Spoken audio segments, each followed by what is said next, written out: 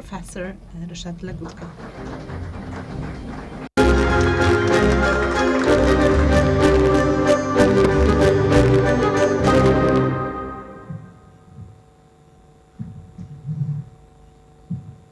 Dzień dobry Państwu. Good morning, ladies and gentlemen. First and foremost, thank you very much for having me today during this conference. This is an important conference for me, and that's great that it's taking place. So on my behalf, I would like to thank the organizers of this initiatives. These are important topics, and they should be tackled. And our voices should be spoken in order to let other Poles know what we're dealing with, because we are aware that not everyone is aware of the seriousness of the problem. There is the cultural war in the modern Western world, which is strange, because on one hand we're told that we live in pluralist society. So if we have this pluralism and everyone has its garden to grow, why do we see this war? Maybe it's not true. Maybe it's not a pluralist society. Maybe we are observing a brutal aggression, and we should defend ourselves from that. I was asked to talk about cancel culture, so a nihilist culture, the culture of cancellation. This is no culture, in fact. This is something really contrary, but that refers to a practice that has been started in the American universities, when professors or guests were refused to take the floor. So they were refused because they didn't have leftist views. So all that started in the US and then was transposed to Europe, and now it's observed at Polish universities as well, without any reaction of university senates and the Conference of Polish Rectors. So not single word was said about this. And in a broader sense, the cancel culture, that referred to something that I would call some kind of cultural clearance. So not only cancellation of some people, but also historical personalities, some material culture and social culture, and in the mental sense. So a great cleanse and purge that is required today. So what is the source behind it? I have to admit that I experienced that myself when I was cancelled myself at one of the Polish universities, one of the American universities. So I felt a bit noble at the time, because I found myself in a group of some great and noble people who were treated in the same way. But then it came to my mind, but it was not the initiative of students and professors. It was not the idea of Americans. We had the same in Poland. After the Second World War, at the Warsaw University, Władysław Tatarkiewicz was cancelled.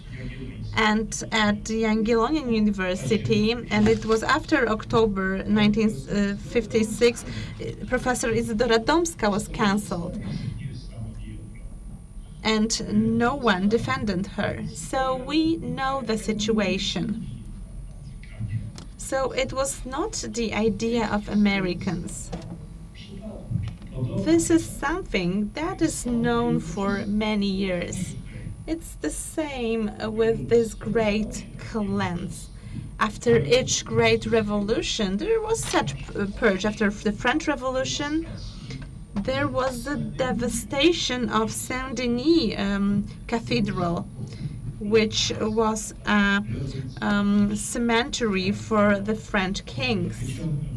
So revolutionists ravaged the place and put it on fire, destroying the bodies of kings being burned there. It was the same done by Bolsheviks and communists. We had cultural revolution in China as well, in Cambodia and Cuba. So this is a thing of the past. What is the source of it? Why is it so in today's times? Because we can see the rise of the leftist environments. The left took over the reins. And the right wing just gave up. This is why the left became predominant. And the Western world live convinced that this is the world which is contaminated, polluted with the sins of the past. The sin of racism, for example, the Americans think they live in a racist society and they have to fight with that. It was the same in Europe. The racism is also fought in Poland. Let's remember that there is an attempt to cancel some works of art like famous poems or famous books. We have Ziemia Obiecana, The Promised Land by Raymond, which is perceived as anti-Jew now. So we can see this anti-racism movement on the rise. We have LGBT ideology that also defined and named its enemies. So every second person is a homophobe or transphobe, and we have liberalism. So no matter whom from the left wing comes and says they're victims, they think they should be awarded some rights to be used. And in this way, the Western societies that are presented on one hand as cheerful and pluralistic and tolerant, from the perspective of the cultural war, with this sin of discrimination, racism, and intolerance and hatred, they are presented. That's why this purge is needed. And of course, this purge is taking place.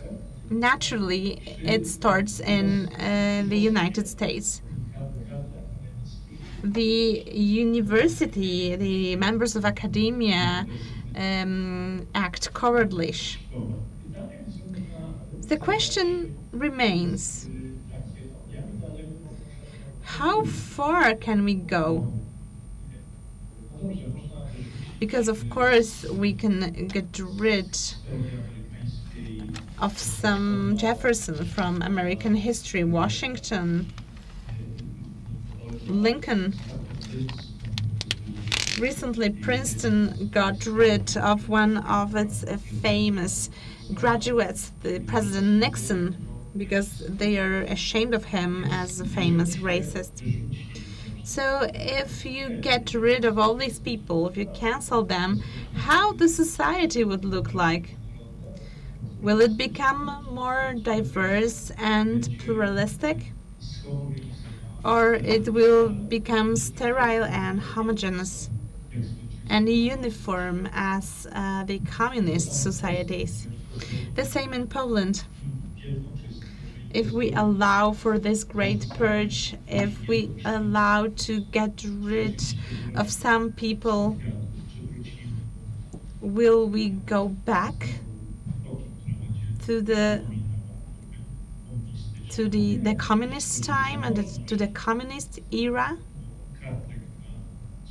When it comes to wealth, we will not go back to sugar coupons. But when it comes to terror over the way we think and indoctrination and unification of our minds, unfortunately, yes. Now we can see that the world is heading in the wrong direction. Poland is a unique place in the world, defending itself from this trend. So let's think whether we will be able to stop these barbarian forces, because that would affect the condition of the whole Western world. Not for the first time in history, Poland defends freedom in the name of the whole Western civilization. Hopefully it will be successful. Thank you very much.